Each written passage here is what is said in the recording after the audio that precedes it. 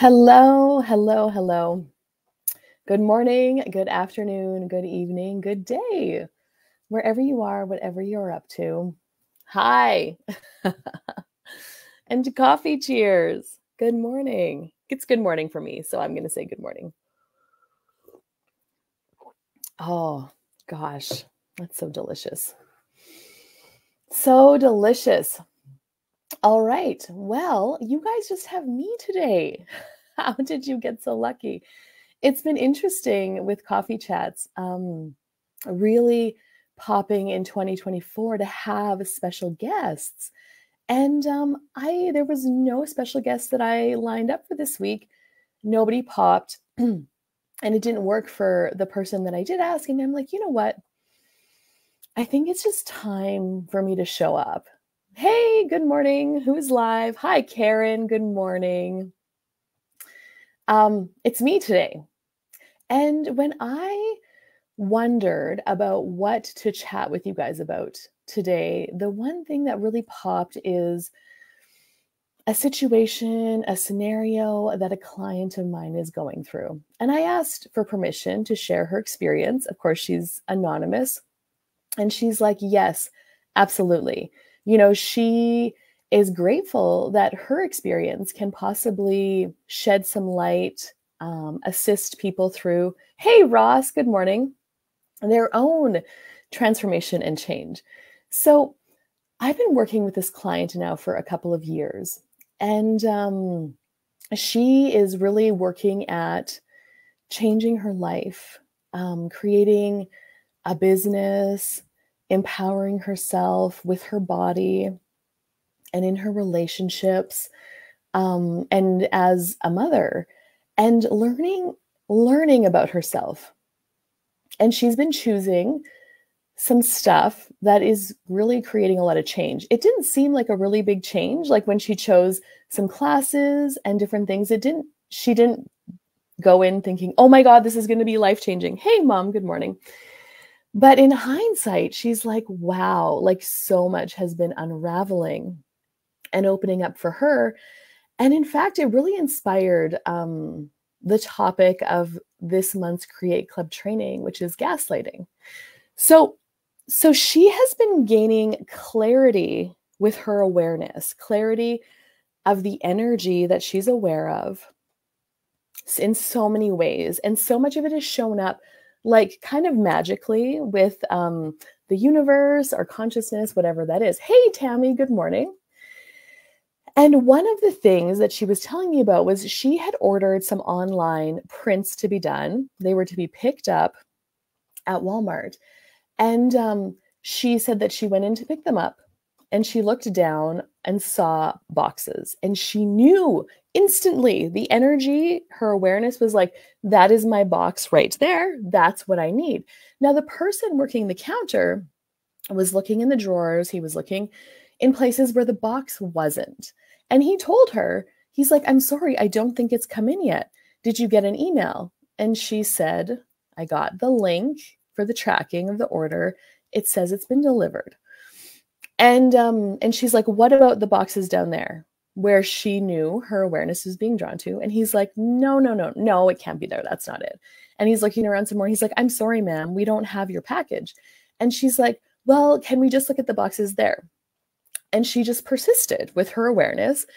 And he looked, and sure enough, the one that she knew was hers was hers. Now, what came out of this for her was the clarity of her awareness was so great. And if she had doubted it, if she had taken the worker's word for it, she would have left without her package. And she would have had to go back. It would have been more like of a time-consuming kind of pain in the butt thing. But it really showed her that she's aware. And she's really learning to like trust it with that validation. Now, the energy, and she has a cat, and she loves to like play with her cat. And I told her this tool, and you can play with it too, how animals speak the language of energy. So animals know energy, as do babies. They don't know words. And words is often it's frustrating with words because they don't often match the energy. And when you are so aware of the energy, you can get really caught up in the words. And when they don't match, you're just aware of something that's not matching. And it can feel weird and wonky. You might get angry, whatever. So with her cat, I was like, let's play this game with your animals where you, instead of calling their name, you picture them in your head. You're sending them energy, an energetic message, like, come to me now. You call them by picturing them, showing them where you are. And so she was playing with that with her cat in her house. And sure enough, her cat would come into her bedroom or wherever she was. And she's like, was so excited. She's like, oh my God, I'm speaking the language of energy with my cat. And it was like so rewarding for her. And just all the clarity of her awareness and the energy is so great. And it's getting greater.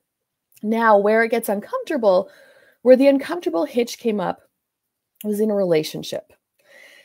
And now the person that her relationship, the person that she's talking about with this relationship, was commenting on something.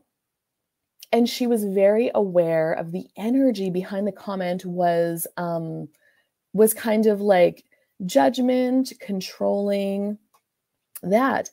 And instead, she was like so proud of herself because she could stay present with it.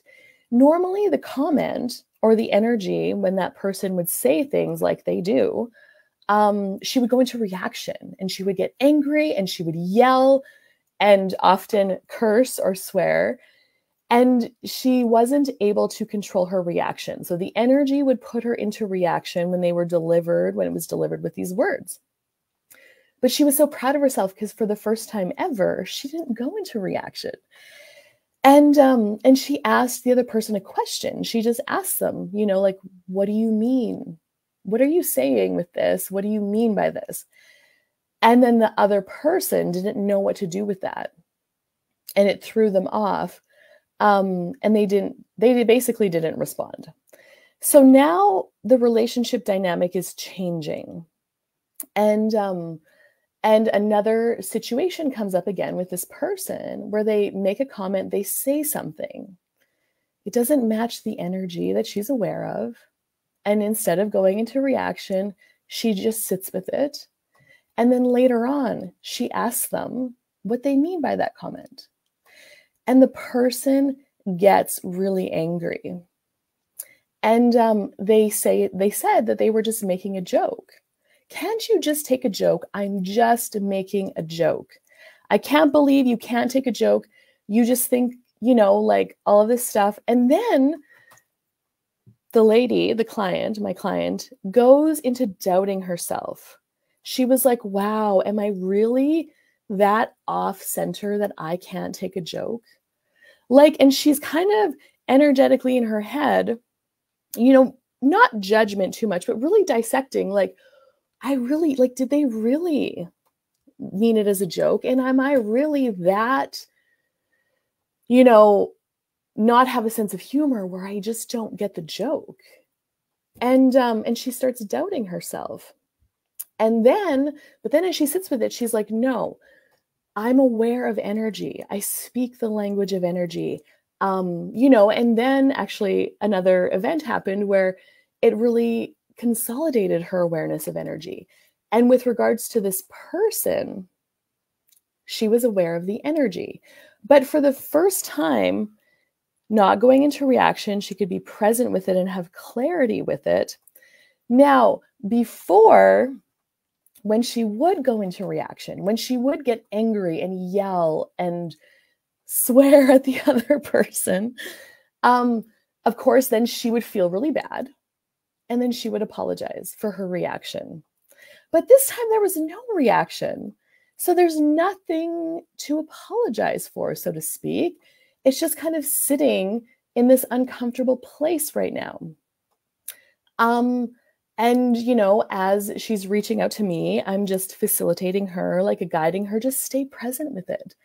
And I don't know if you guys saw, I sent out an email, don't let them put you into judgment of yourself. trust your awareness, trust your energy, trust the energy, and don't let them make you smaller. Because again, before she was like, I would go into this contracted space and I would make myself so wrong and I would feel really weak. But now she's not. She's staying expanded and just staying in the question with it. And, before she would avoid the other person. She would avoid them. She wouldn't reach out because she was shrinking and making herself wrong. But I'm like, what if you just kept showing up? What if this time you just kept showing up and you carry on life as you normally would when they get up in the morning? You ask them, how their day is, what they're planned for. You stimulate the same kind of conversations you would before. And what she's noticing is the other person, it's slightly changing. They're talking, but it's not a full shift yet, but the clarity she's getting. And then what I started looking at was like, wow, like how much do we gaslight ourselves? So gaslighting is when we put ourselves into doubt. We doubt the energy, we doubt our awareness in favor of what somebody else is telling us, the words they're using when they don't match the energy. And so she's just getting so much more clarity with this. And these are all of the places where she doubted herself, where she gave up her confidence. Because this person has been in her life for a while. She cares about them a lot. So when they say something or do the things, the comments, they take it to heart because they care about the person. Now, the comments, it's like, and the conversation I have with her about the relationship is like, they are also working through their own uncomfortable stuff. But there's a line. There's a line that you have to know for yourself where it's worth going back into, or is it just worth changing paths? And so that line isn't always clear. It's tricky to navigate. And the person, the relationship, they are not necessarily doing this on purpose. Again, they are functioning from their own past, their own reaction, their own triggers to feeling uncomfortable. And so it's like, what's going to work? And anyway, so I just wanted to bring up this topic in case you might be going through something similar and just to shed some light and awareness on this. As you choose greater, as you ask for change, it is delivered, but in a way that you never think it is.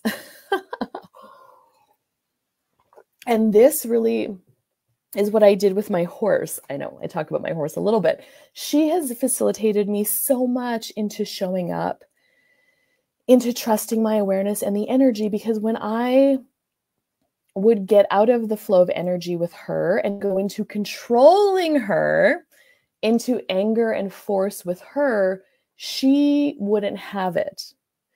And so there was a point where it got so hard for me with my horse where I wanted to sell her. I really wanted to sell her. But the one thing I just knew in my gut, my awareness told me that it's not, the problem here is not my horse.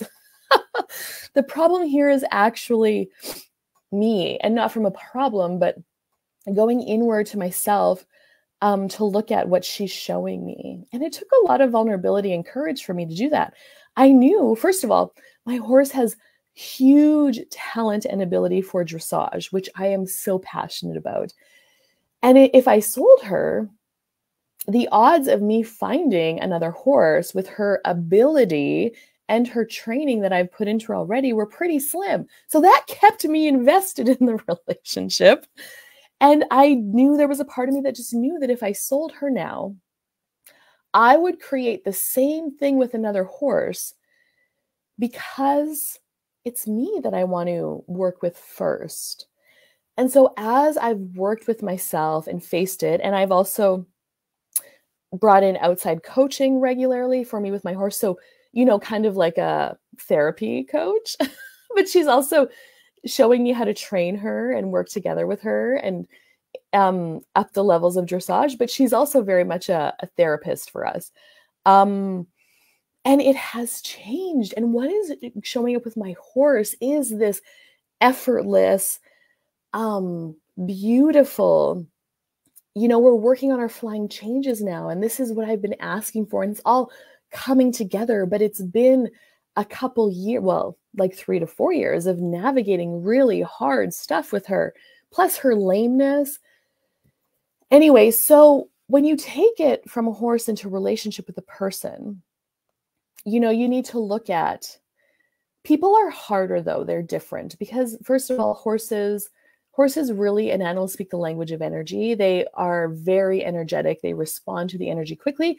People have a past. They hang on to some decisions, judgments, and conclusions that can be really tough, and they might not want to let go of it. So you have to look at how invested, is, if you stay with this person, are they facilitating a greater future for you to be?